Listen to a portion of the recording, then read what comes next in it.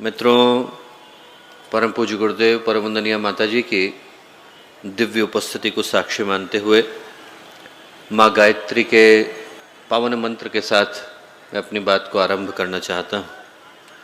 माँ गायत्री का ये पवित्र मंत्र जो कभी इसी बिहार की पवित्र भूमि पर जन्मा, यहीं इन्हीं तपोभूमि के अंदर जिसको अवतरित होने का सौभाग्य मिला, उस माँ गायत्री के मंत्र की शिक्षा एक ही है, सूत्र एक ही है और संकल्प एक ही है कि मनुष्य के जीवन के रूप में जो संभावना हम लोगों को मिली, उसके अंतिम शिखर को हम लोग प्राप्त कर सकें।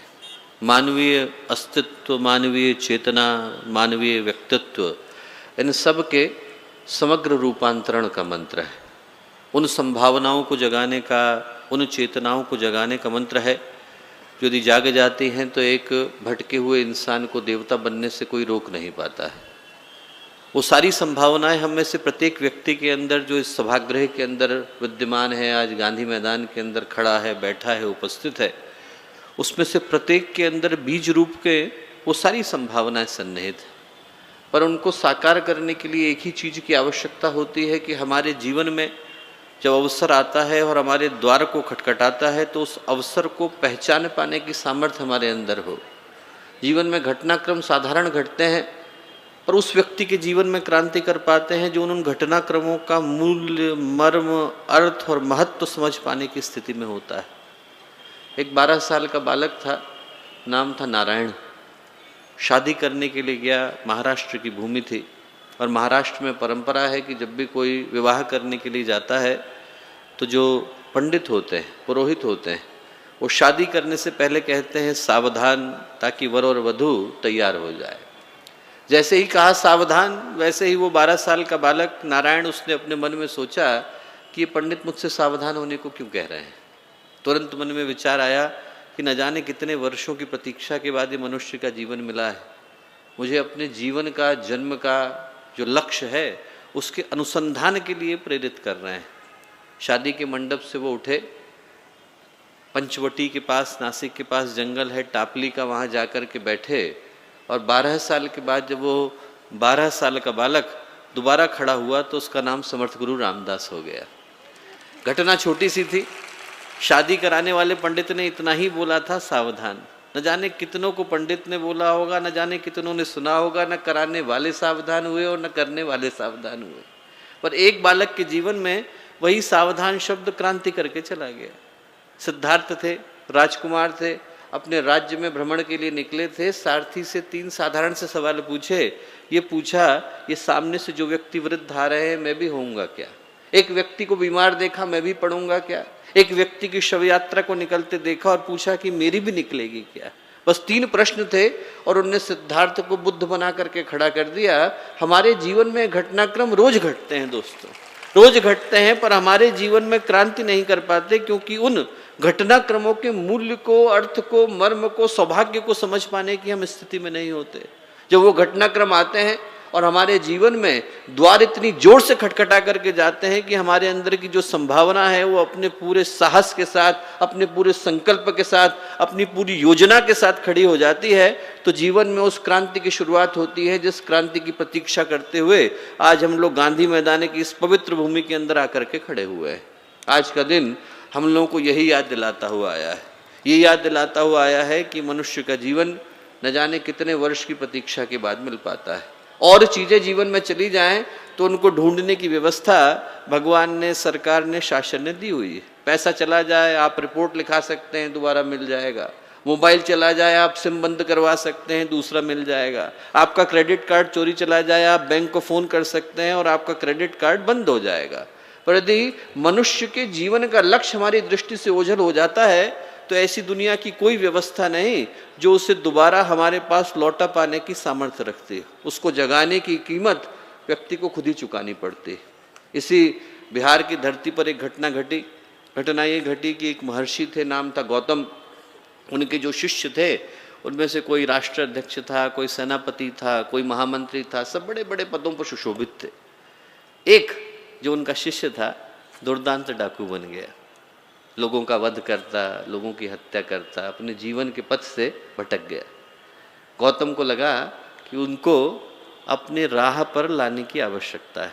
महर्षि गौतम जंगल में, वन में अपने शिष्य से मिलने के लिए गए। पूर्णिमा की रात थी। अंधेरी रात में वो चलते हुए वन के उस स्थान पर पहुँचे जहाँ पर उनका शिष्य लोगों की हत्याएं करता था। शिष्य ने पहचाना नहीं कि हमारे गुरु आ रहे हैं। तलवार उठा ली कि मैं अपने गुरु का वध करूँगा। इतनी देर में चंद्रमा की रोशनी में देखा कि गुरु सामने साक्षात खड़े हैं। हाथ की तलवार गिर गई, आँख से आंसू गिरने लगे, पैरों में झुक गया और अपने गुरु से बोला कि गुरुदेव आप क्यों आए? आज मैं गलती से आपका वध कर बैठता तो क्या होता?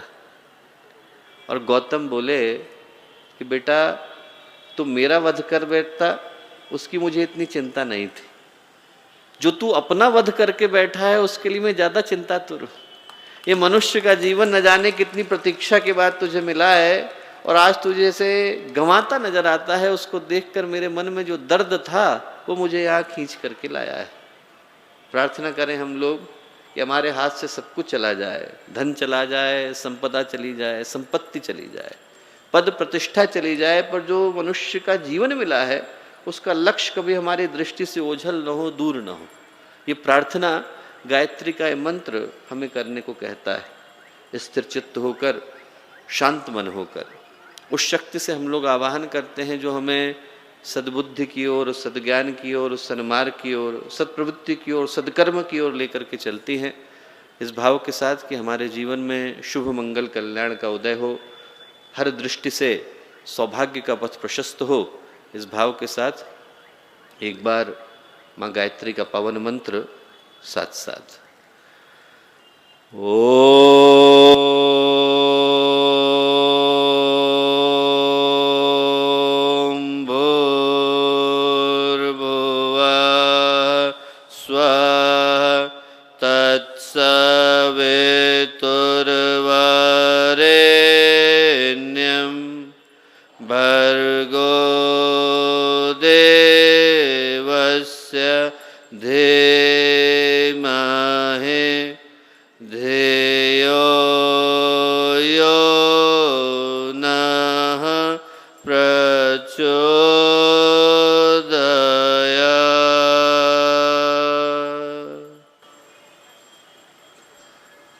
परम पूज्य गुरुदेव पर वंदनीय माता जी के दिव्य संरक्षण में आज का ये अत्यंत ही पवित्र, पावन, पुनीत अवसर, युवा सशक्तिकरण का एक कार्यक्रम गांधी मैदान की पवित्र क्रांतिकारी भूमि, इस भूमि पर आज के इस सौभाग्यशाली अवसर पर हम लोगों के साथ मंच पर उपस्थित आज के कार्यक्रम के मुख्य अतिथि, जिनके व्यक्तित्व के अंदर निश्चित रूप से हम लोग इस विश्वास को पाते हैं कि उनकी उपस्थिति से न केवल बिहार को विकास मिलेगा बल्कि वैभव भी मिलेगा। हम लोगों के अपने आदरणीय श्री विकास वैभव जी यहाँ मंच पर उपस्थित, हम लोगों के अपने गायत्री परिवार युवा प्रकोष्ठ के प्रिय भाई मनीष, निशांत जी, ज्ञान प्रकाश जी, आदरणीय अशोक बाबू जी, डॉक्टर अरविंद जी, डॉक्टर लाल बाबू जी, डॉक्टर रामानंद जी, यहाँ उपस्थित डॉक्टर शर्मा जी, मंच पर उपस्थित और यहाँ पटना ही नहीं बल्कि बिहार के विभिन्न स्थानों से आए गायत्री परिवार के सभी सम्मानित कार्यकर्तागण, वो सारे युवा भाई बहन जो आज यहाँ पर न केवल बिहार का बल्कि पूरे देश, विश्व और युग का भविष्य निर्मित करने के लिए एकत्रित हुए हैं।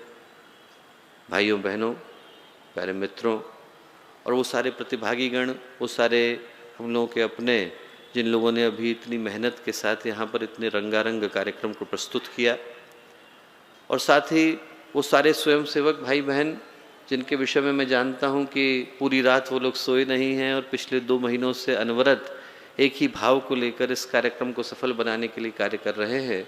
ऐसे हमारे अपने स्वयंसेवी कार्यकर्ता भाई बहन, प्यारे मित्रगण और प्यारे भाई बहनों, मित्रों, आज हम लोग यहाँ गांधी मैदान की इस पवित्र भूमि पर एकत्रित हैं। क्रांतिकारियों की ये भूमि पाटलिपुत्र की भूमि रही है, बिहार की ये भूमि, मगध की ये भूमि, और आज जब इस भूमि पर उपस्थित हो पाने का सौभाग्य हम लोगों को मिला है, वो भूमि जहाँ पर कभी ज्ञान ने, विज्ञान ने, आस्था ने, अध्यात्म ने, धर्म ने, धैर्य ने, तप ने, योग ने, इन सभी ने अपने शिखर को छुआ, जहाँ पर विवेक भी अवतरित हुआ, वेदना भी अवतरित हुई, वैराग्य ने भी अपने चरम को देखा और शौर्य और पराक्रम ने भी अपने शिखर को छुआ। आज जब एक ऐसी भूमि के अंदर उपस्थित हो पाने का सौभाग्य हम लोगों को मिला, भगवान बुद्ध की भूमि, भगवान महावीर की भूमि, गुरु गोविंद सिंह की जन्मभूमि, जहाँ पर भगवान कृष्ण से लेकर भगवान राम के चरण पड़े, वो भूमि जहाँ पर आर्यभट्ट का विज्ञान भी मुखरित हुआ, वो भूमि जहाँ पर रामधारी सिंह दिनकर की कविताओं ने भी अपने चरम को छुआ, वो भूमि जहाँ पर लोकनायक जयप्रकाश नारायण की समग्र क्रांति ने भी जन्म लिया, और वो भूमि जहाँ पर मौन से लेकर करुणा के स्वरों ने अपने अंतिम शिखर और उत्कर्ष को देखा। उस भूमि पर यदि आज उपस्थित हो पाने का और इन बातों को कर पाने का सौभाग्य हम लोगों को मिल रहा है, तो आज का दिन मैं समझता हूँ कि हम लोगों के लिए एक नए सोच को, संकल्प को, सूत्र को और संभावना को लेकर के आया है। और जिस संभावना को लेकर के आया है, यदि और कहीं हम लोग विश्व में जाएं तो शायद उसके साकार हो पाने की स्थिति प्रतीत होती नहीं, पर यदि हम लोग बिहार की भूमि पर आकर के खड़े तो मैं पूरे विश्वास के साथ कह सकता हूं कि यदि किसी नई क्रांति की शुरुआत हो सकती है तो वो मात्र और मात्र बिहार की भूमि से हो सकती है। जब पूरा विश्व हिंसा से आक्रांत था और उस समय में पूरे विश्व ने जब मुड़ कर के देखा तो यहाँ से, इसी बिहार की भूमि से करुणा का स्वर गूंजा और भगवान बुद्ध ने यहाँ आकर के जन्म लिया। जिस समय में भारत के आज़ाद होने की प्रतीक्षा हो रही थी और पूरा का पूरा भारत अकुलाहट से भरा हुआ था, ऐसे समय में जब पूरे भारत ने मुड़ करके देखा तो महात्मा गांधी ने इसी बिहार की भूमि से भारतीय स्वराज्य की नींव को रखा।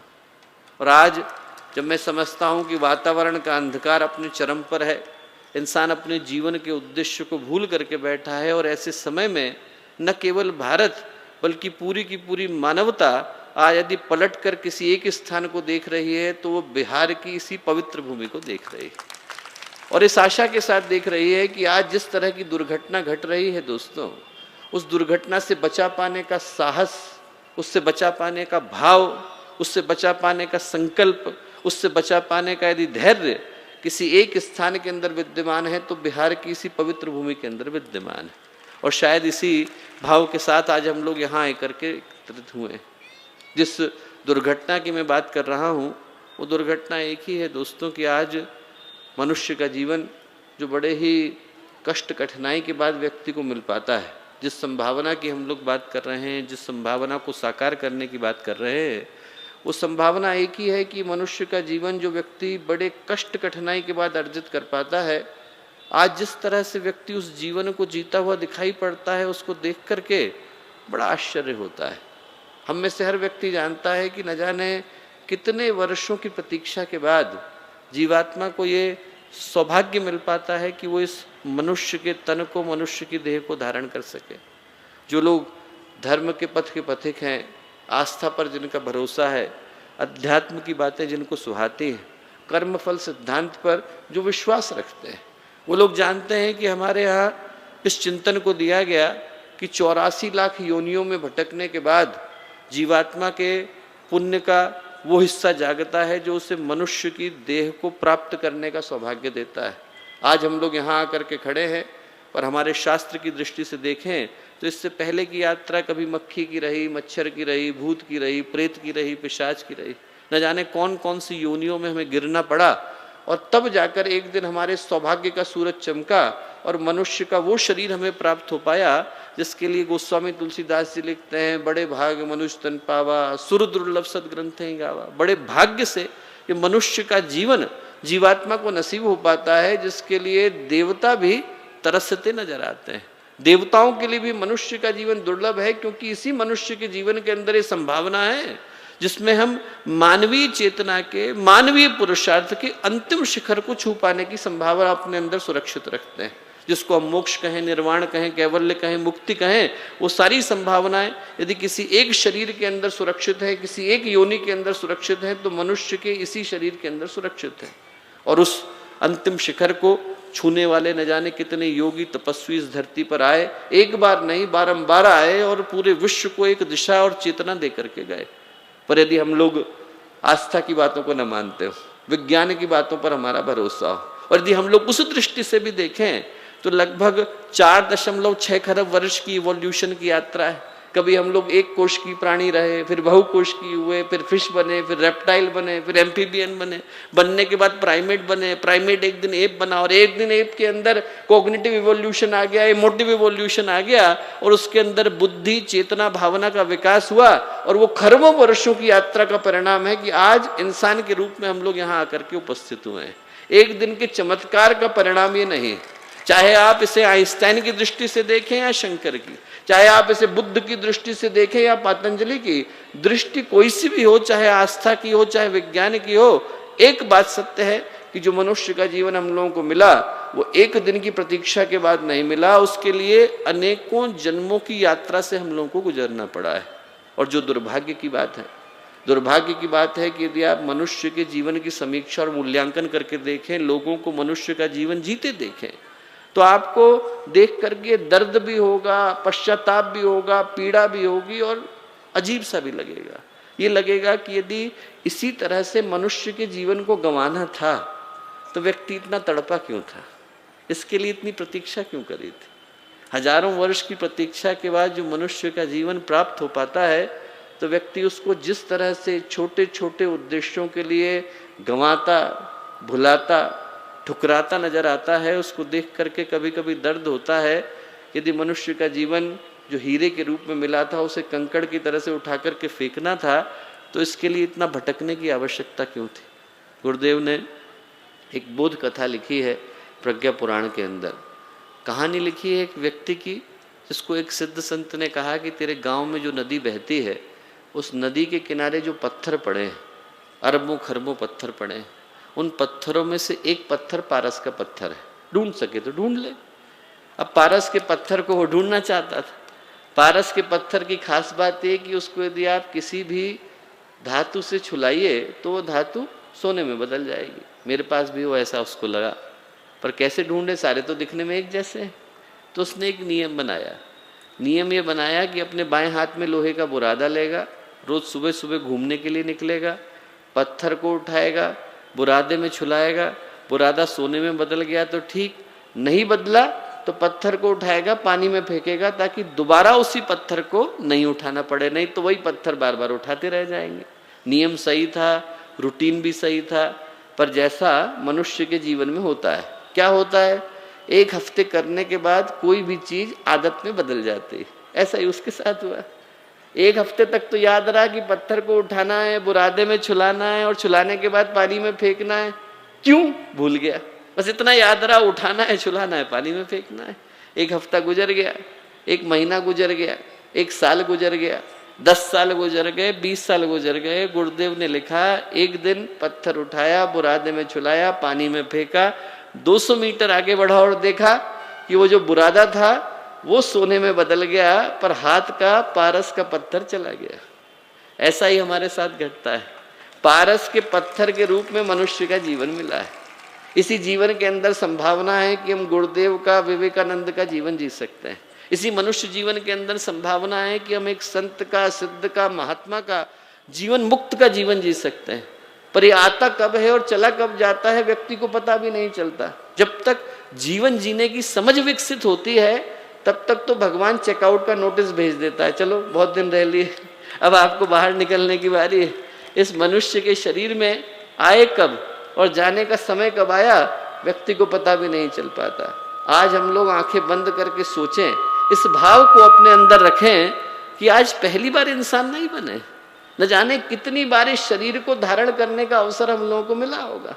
गीता शुरू होती है तो भगवान श्री कृष्ण अर्जुन से कहते हैं, न त्वयिवाहम जातु नासम न तुम ने में जनाधिपा न चैव न भविष्यामा सर्वे वै मता परम। कहते हैं अर्जुन, ये सामने जो राजा खड़े हैं हजारों की संख्या में, हजारों बार ये लोग धरती पर आ चुके हैं, हजारों बार तू आ चुका है, हजारों बार मैं आ चुका हूँ। अब आप जरा सोच करके देखिए, एक युग में 2 ही लोग एक बार आते हैं। कौन? पहले का नाम है वेदव्यास। ज्ञान लुप्त हो जाता है तो उसको ढूंढकर एकत्रित करने की जिम्मेवारी वेदव्यास को सौंपी जाती है। ज्ञान खो गया है, लेकर के कौन आएंगे? वेदव्यास। और धरती के अंदर, प्रकृति के अंदर तत्वों में असंतुलन आ जाता है, तो उसको संतुलन में बदलने के लिए कौन आते हैं? भगवान अवतार लेकर के आते हैं। और भगवान क्या कह रहे हैं? हजारों बार मैं आ चुका हूं। यदि भगवान हजारों बार आ चुके हैं तो हमारी गिनती कहाँ गई? हमारी गिनती तो अगणित में, असंख्यों में चली गई।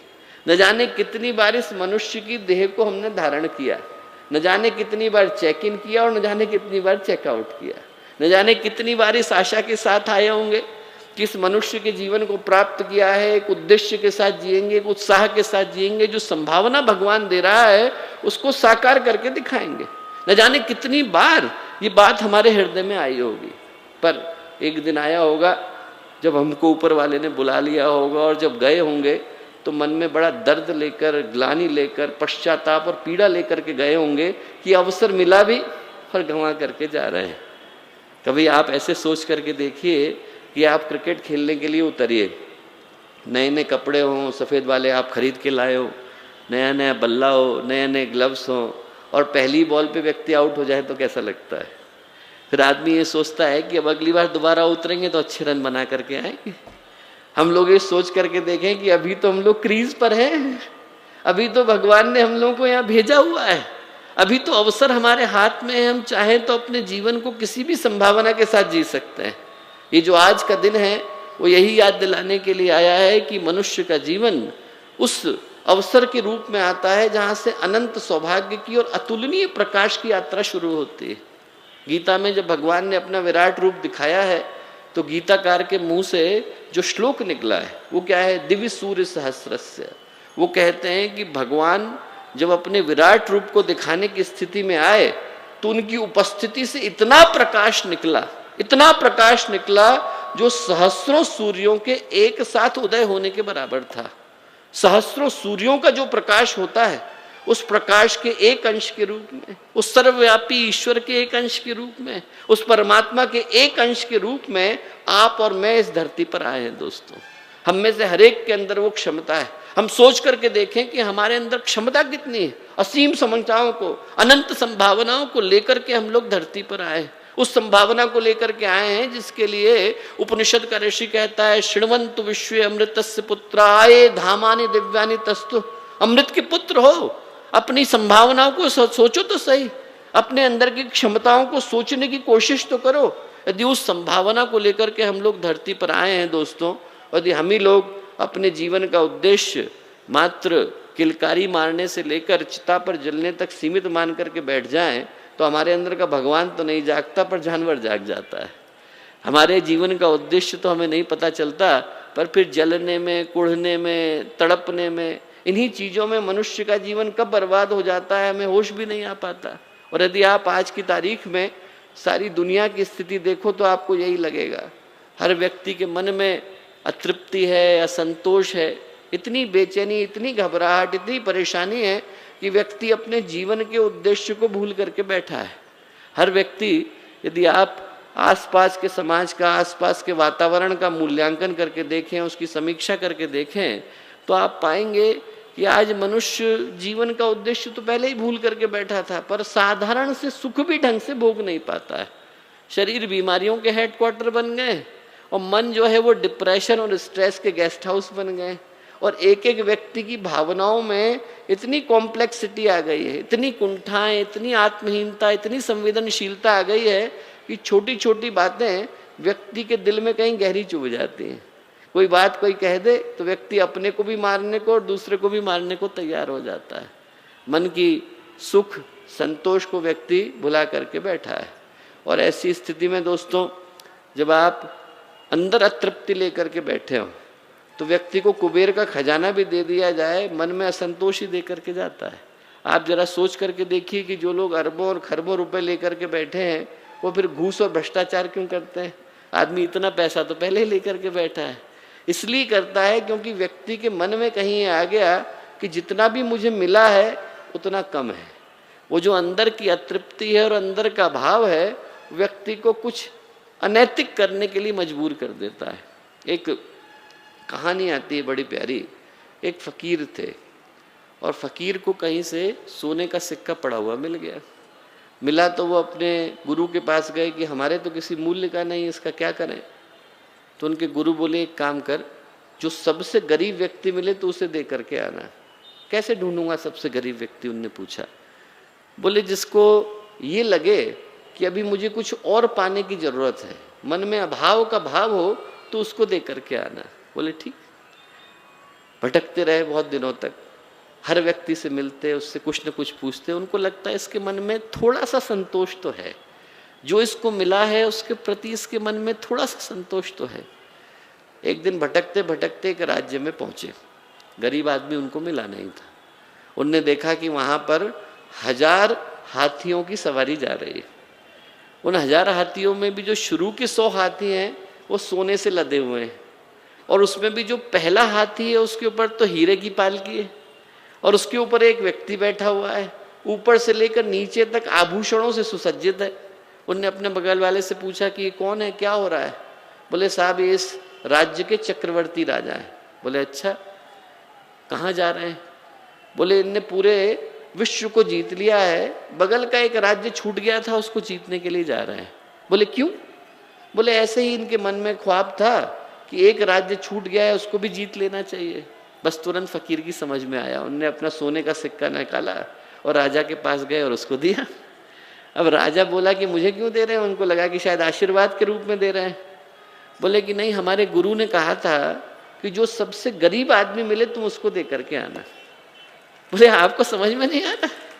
बोले आपकी आंखें नहीं है, 100 हाथी मेरे पीछे लगे हुए हैं, उनमें सोना लदा हुआ है, मैं हीरे जवाहरात से जड़ा हुआ हूँ, ऊपर से लेकर आभूषणों में बैठा हुआ हूँ, और आप कह रहे हैं कि गरीब आदमी है।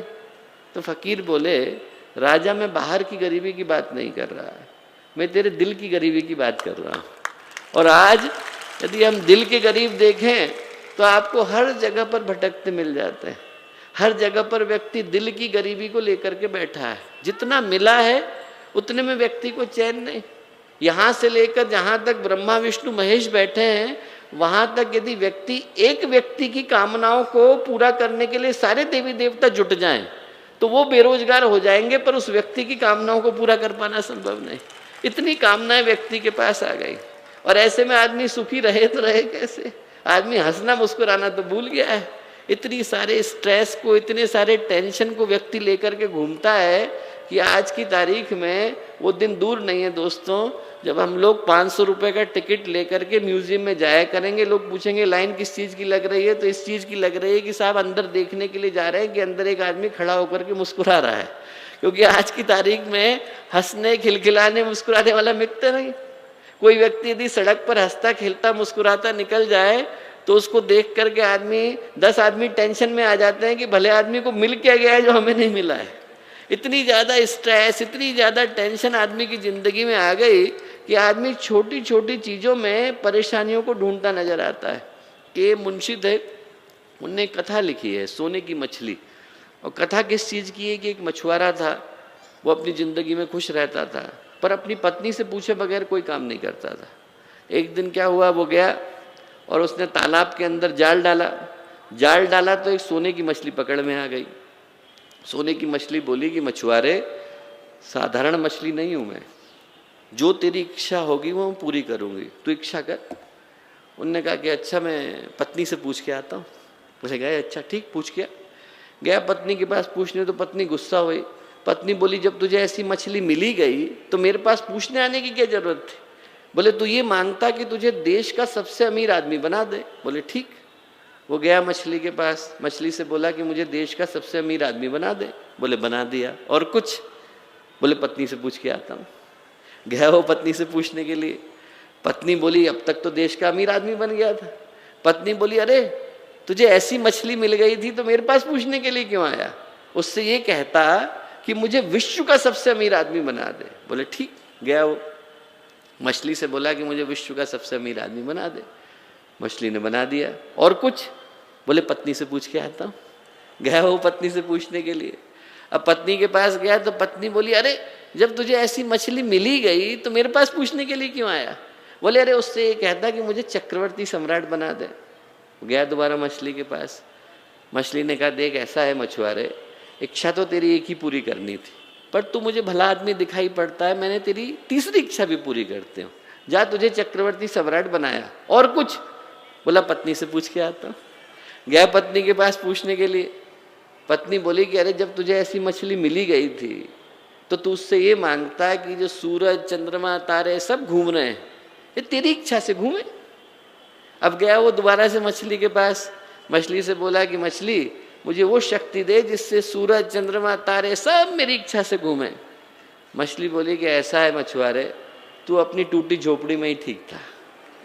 बोले देख तेरी एक इच्छा पूरी करनी थी, मैंने 3 करी, अब मैं चलती हूँ, मेरा काम खत्म हुआ। व्यक्ति की कामनाएं अनंत हो गई, और जब कामनाएं अनंत हो जाती हैं दोस्तों, तो ऐसे में व्यक्ति की जो अपनी अतृप्ति है वो व्यक्ति को अनैतिकता की ओर लेकर के जाती है, वो उसे अराजकता की ओर लेकर के जाती है, उस दिशा में लेकर के जाती है जहाँ पर बढ़ने से व्यक्ति को मिलता कुछ नहीं। वो एक छोटी सी कहानी में पढ़ता था, बड़ी प्यारी मुझे लगी।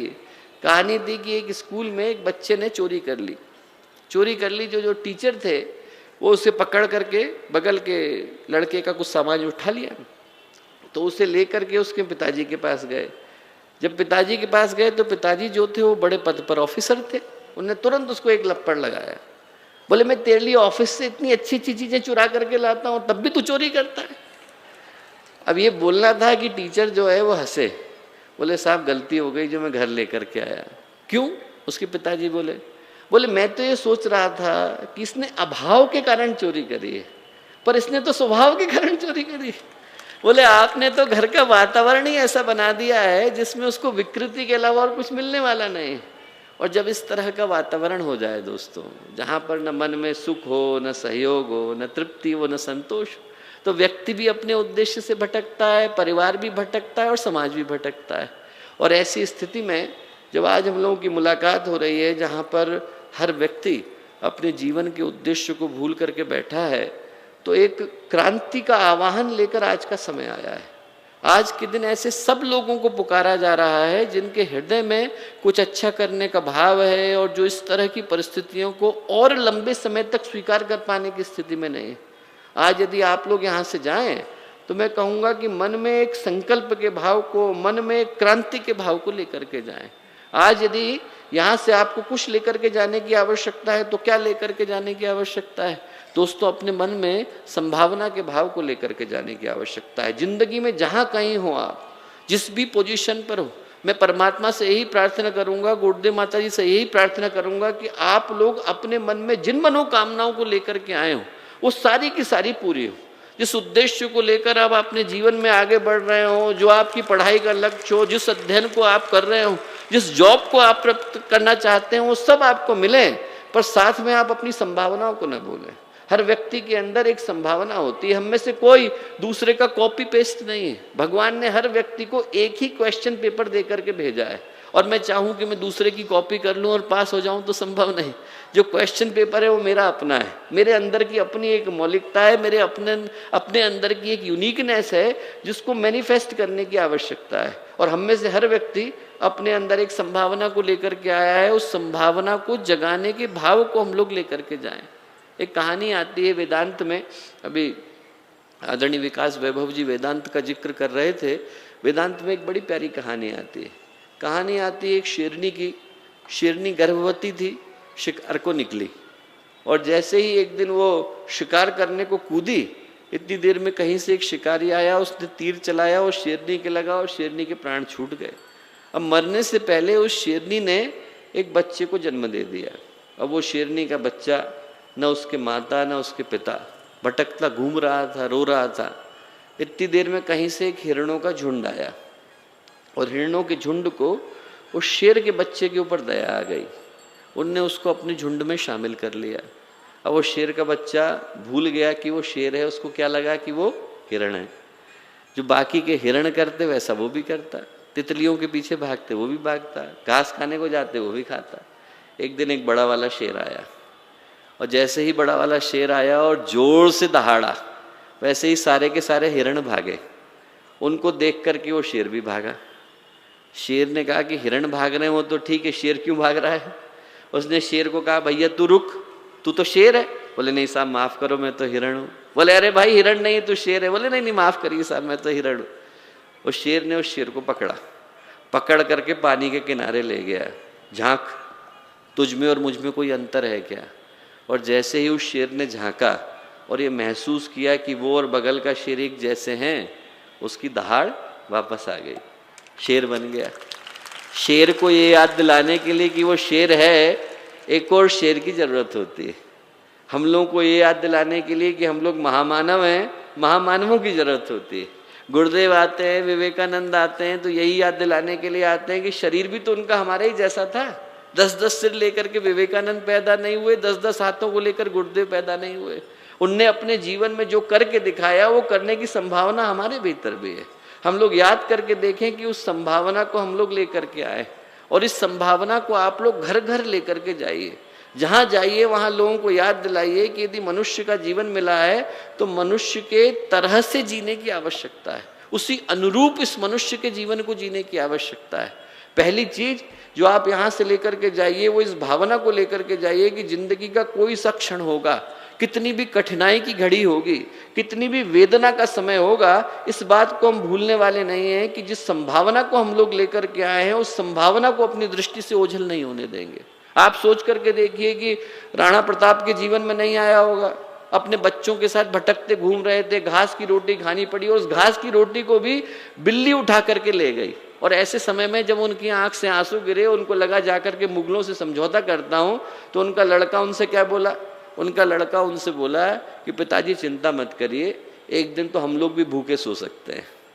इतनी सी बात थी, राणा प्रताप को जगा करके गई। हम सोचे हमारी जिंदगी में कठिनाई आए तो हम राणा प्रताप को याद करें, हमारे जीवन में कठिनाई आए तो हम गुरु गोविंद सिंह को याद करें। गुरु गोविंद सिंह के 2 बच्चों को तो आपको पता होगा, औरंगजेब ने जिंदा चिनवा दिया था 2 बच्चों को। तीसरा जो लड़का था मारा गया। चौथा बच्चा कितना बड़ा था? 6 साल का, 6 साल का बच्चा था। और 6 साल का बच्चा युद्ध के मैदान में था, वहां से रोता हुआ घर को आया पानी पीने के लिए। 6 साल का बच्चा कितना बड़ा होता है, एकदम घर को आया पानी पीने के लिए। गुरु गोविंद सिंह ने सिर पर हाथ रखा, बोले बेटा प्यास लग रही है? बोले हाँ। वहां मुगलों की फौज खड़ी है, उनके खून से अपनी प्यास को बुझाना, ये कह करके वापस को भेजा। चौथा बच्चा मारा गया।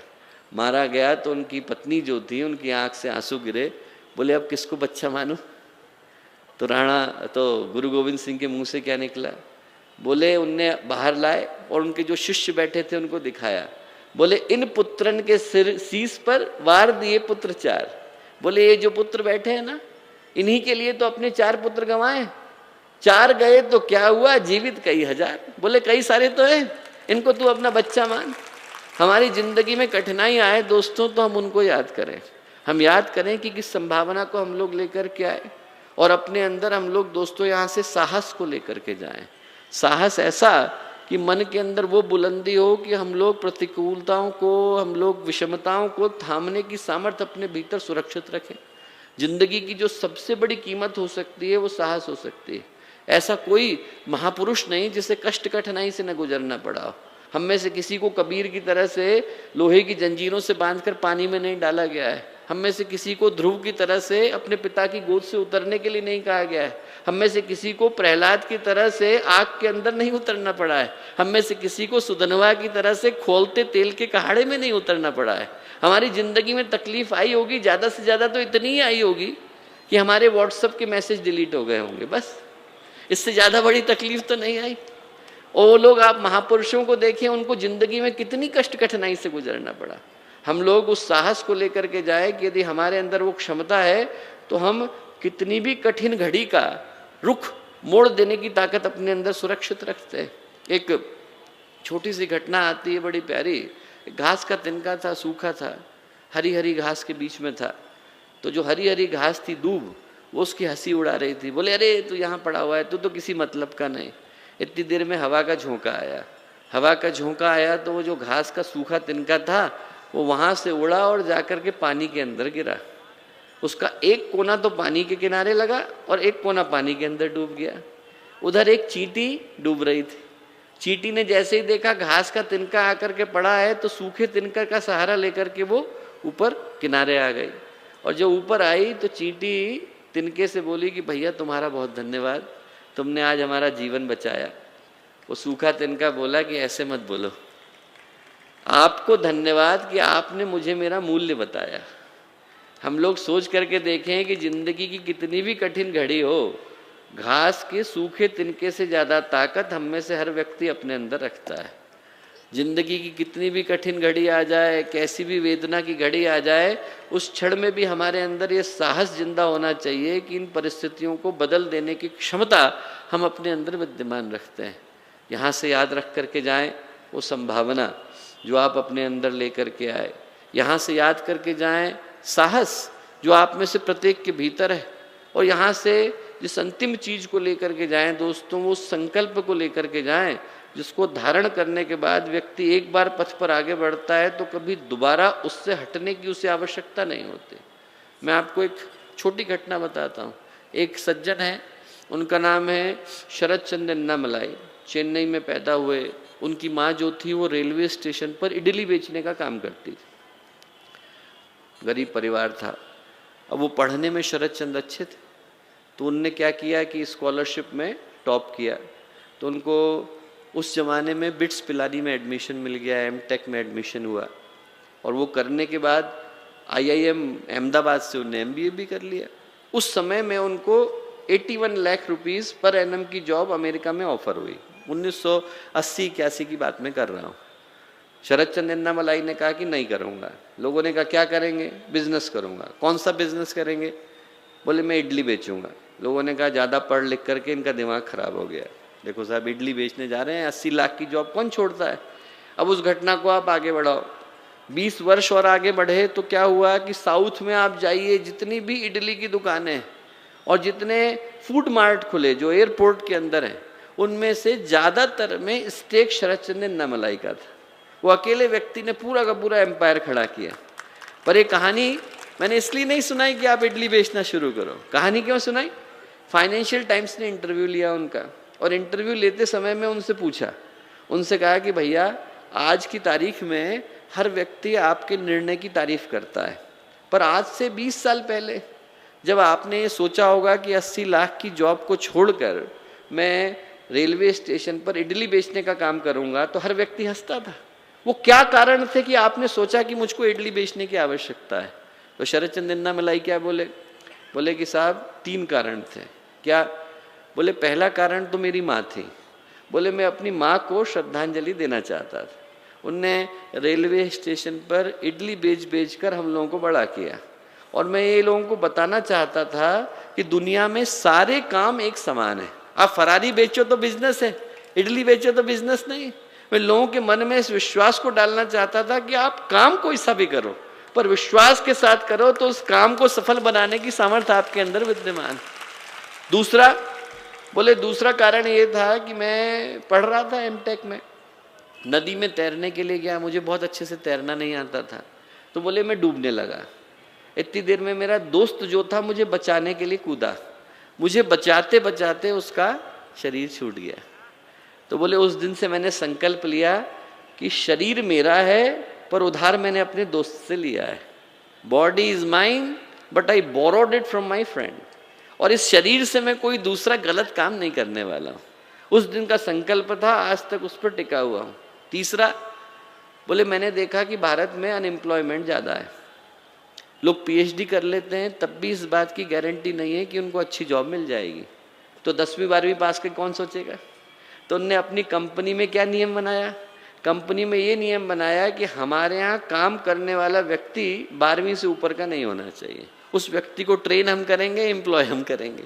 और उस अकेले व्यक्ति ने 10 से 12 हजार लोगों की जॉब का इंतजाम कर दिया। आप सोच के देखिए, यदि आपके मन में आज एक संकल्प आता है, आप यहाँ से ये सोच करके उठते हैं कि हमें यहाँ से एक संकल्प को लेकर के जाना है, तो कितने लोगों के जीवन को बदल देने की सामर्थ्य आपके हाथ के अंदर सुरक्षित है।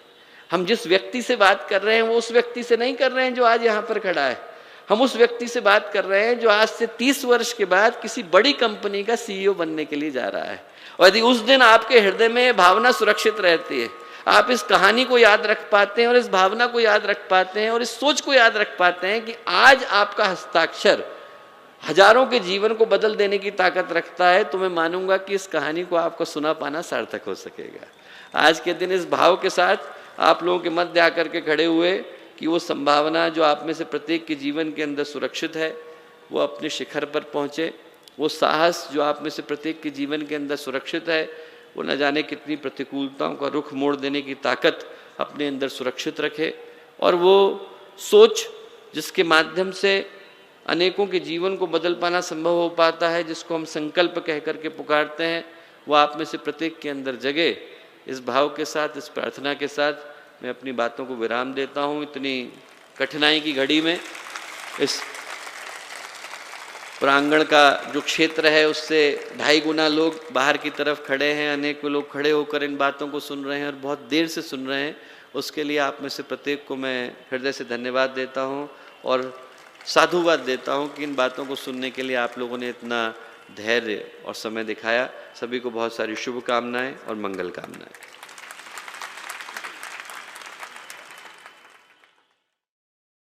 हमारे YouTube चैनल शांति कुंज वीडियो गायत्री परिवार को सब्सक्राइब करें एवं बेल आइकन जरूर दबाएं ताकि गायत्री परिवार की विभिन्न गतिविधियों की जानकारी आपको मिलती रहे।